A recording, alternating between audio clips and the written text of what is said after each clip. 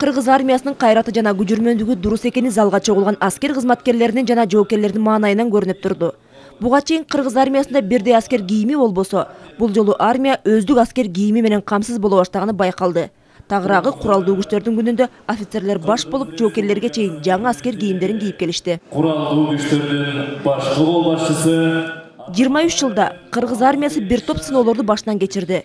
Бирок турмуштук кыйынчылыктарга карабастан мамлекет мекен-чегиндегилердин жагдайын жакшыртуу жана аларга тагылган милдеттин өтөөсүнө чыгуу үчүн колдо болгон мүмкүнчүлүктүн баарын жасап жатканын башкы кол башчы билдирди. Өз армиясын багалабагандар бирөөнүн армиясын багат.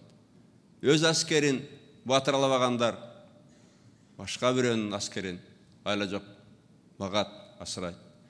Ошондуктан мамлекет өзүнүн куралдуу күчтөр үчүн, армиясы үчүн эч качан каражат аябаш керек. Эч качан кандай бир шылтоо иштебеш керек. Бюджет тартыш тигиби деп.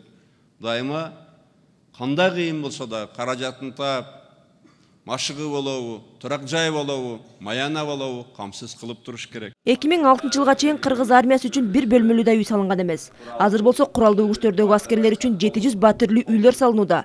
Жакын арада мекен-чегиндеги офицерлер көчүп кире баштайт. Албетте, аскерде реформа да жүрүүдө. Бүт куралдуу күчтөр бир борбордон, генералдык штабтан башкарылып калды.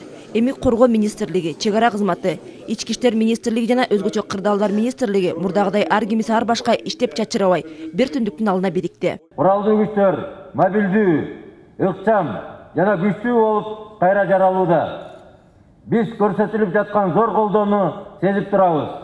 Жана бул берилген ишенимди актайбыз деп ишендирип кете алам. Куралдуу күчтөрдү чыңдоо бул армиянын күчтүүлүгү жана аймактын бүтүндүгү менен өлкө туруктуулугунун кепилдиги болот дейт башкы кол башчы. Өз элин, өз жерин коргой турган азыр биздин куралдуу күчтөрүбүз бар. Эр жүрөк аскерлерибиз бар. Кыргызстан эч кимдин алдында тизелебейт, эч кимге кор болбойт. Анткени сиздер барсыңар. Мекендик коргоо деген ыйык кесипти аркалагандар бир топ оор күндөрдү башынан өткөрдү. Мекен сакчыларынын мындай татагыл ишине өзгөчө баа берип, бүгүн мамлекет башчы Алмазбек Атамбаев күжүрмөн 11 аскер кызматкерине алтын сааттарды белекке берди. Гүлнара Касымбекова, Алтыхан Бабаев, Коомдук биринчи канал.